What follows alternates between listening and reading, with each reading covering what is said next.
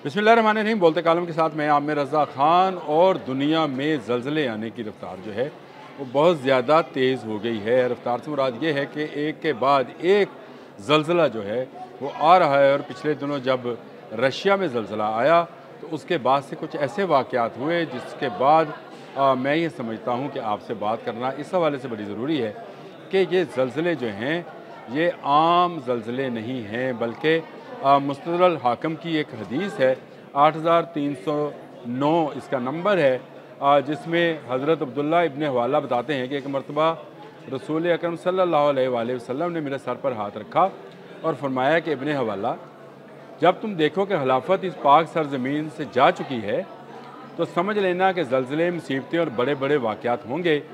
और ये अनकरीब होने वाले वाक़यात उस वक्त क़यामत से इस तरह ज़्यादा करीब होंगे जिस तरह से ये मेरा हाथ जो कि उनके सर पर था।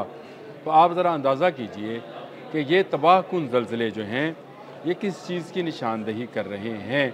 600 साल पुराना आतिशफ़शां इस ज़लज़ले के नतीजे में जाग गया है।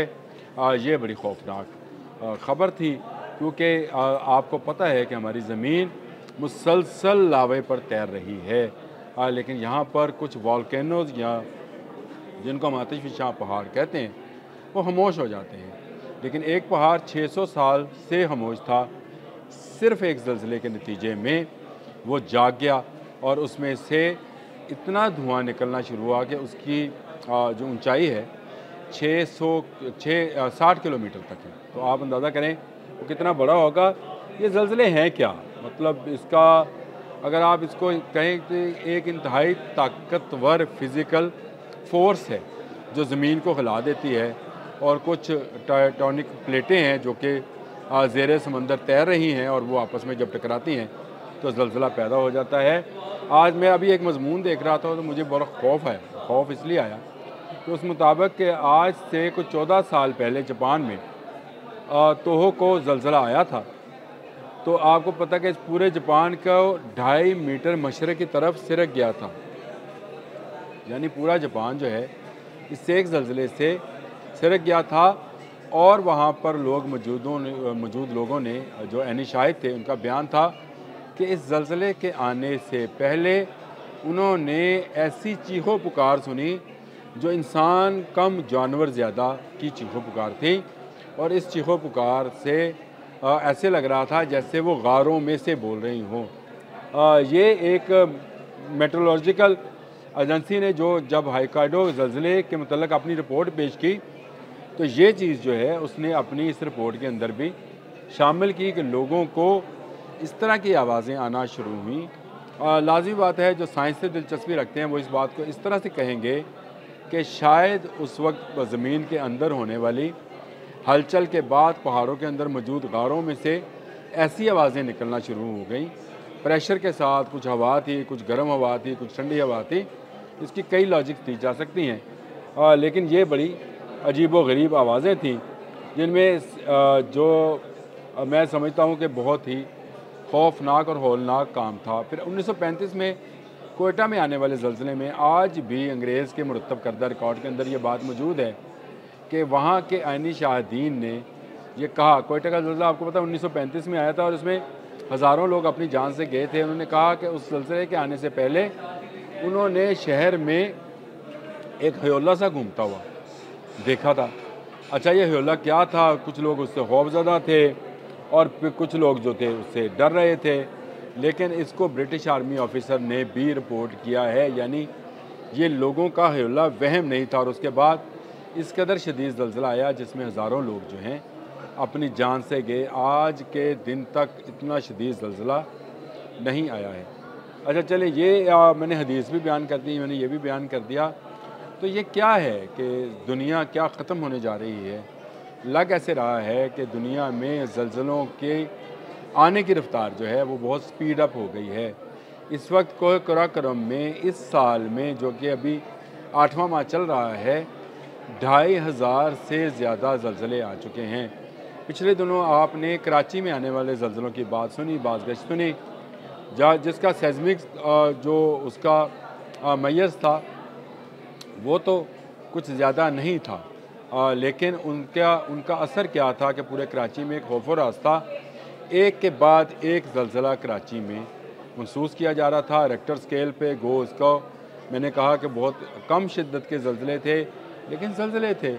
इसी तरह कोह कुरम में आने वाले ज़लज़ले से कहा जा रहा है कि हिमालय में भी और कोह कुरम में भी, दोनों में पहाड़ों के अंदर इरताश मौजूद है। और ये कहा जा रहा है कि भारत में इसकी तकसीम शुरू हो गई। इस पर एक साइंटिफिक थ्योरी बल्कि एक आर्टिकल और एक रिसर्च पेपर मौजूद है जिसमें यह वाज़िया किया गया है कि तिब्बत का इलाका भारत से अलग हो रहा है और अगले कितने सालों में ये रिफ्ट इतनी बड़ी हो जाएगी कि ये पूरे का पूरा इलाका, पूरे के पूरे पहाड़ जो हैं भारत से अलग हो जाएंगे। दरियाओं की नौइयत बदल जाएगी, पानी की नौइयत बदल जाएगी।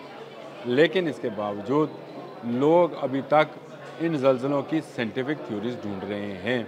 असल बात यह है कि दुनिया अपने ख़ात्मे की तरफ बढ़ रही है और बड़ी तेज़ी से बढ़ रही है, क्योंकि 600 साल से सोया हुआ आतिशफ़शां एक ज़लज़ले से जागता है।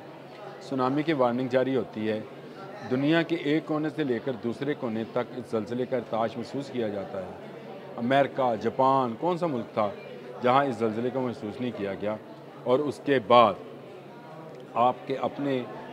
आपके अपने पाकिस्तान में कितने ज़लज़ले आए। कराची के ज़लज़लों की मैंने बात की, 2 दिन पहले लाहौर के अंदर रात को ज़लज़ला आया, पेशावर में आया, इस्लामाबाद में आया। तो ये ज़लज़ले आहिस्ता आहिस्ता बढ़ते चले जा रहे हैं, जिससे अंदाज़ा किया जा सकता है कि यह सिर्फ मौसमों की तब्दीली, तग़य्युर, ये सिर्फ ग्लोबल वार्मिंग नहीं है बल्कि एंड ऑफ टाइम है।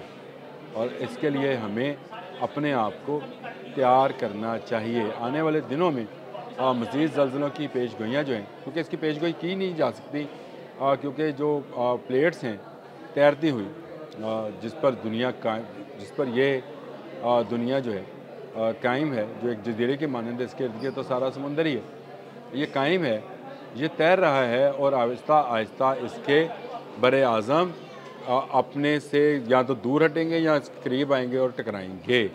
ये बात दुनिया बनते हुए भी लोगों ने जो है इसकी साइंटिफिक थ्योरी दी है कि दुनिया इसी तरह और बरे आज़म इसी तरह मार्ज़ वजूद में आए हैं कि टेक्टोनिक प्लेटें जो हैं वो आपस में टकराईं और उसके नतीजे में पहाड़ खड़े हुए और उसके नतीजे में बरे आज़म बनते चले गए, जो आज हम कहते हैं Asia, Europe, Africa, America, Latin America.